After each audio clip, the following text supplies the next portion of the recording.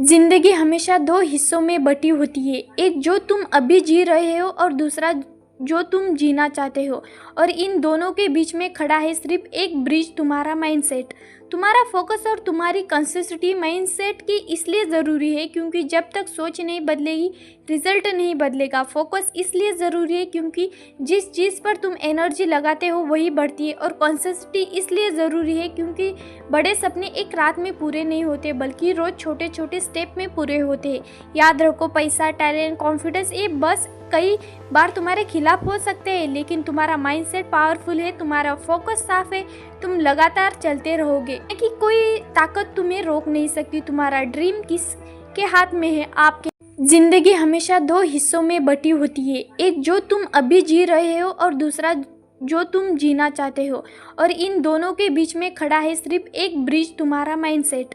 तुम्हारा फोकस और तुम्हारी कंसिस्टेंसी माइंडसेट की इसलिए ज़रूरी है क्योंकि जब तक सोच नहीं बदलेगी रिजल्ट नहीं बदलेगा। फोकस इसलिए ज़रूरी है क्योंकि जिस चीज़ पर तुम एनर्जी लगाते हो वही बढ़ती है। और कंसिस्टेंसी इसलिए ज़रूरी है क्योंकि बड़े सपने एक रात में पूरे नहीं होते बल्कि रोज़ छोटे छोटे स्टेप में पूरे होते हैं।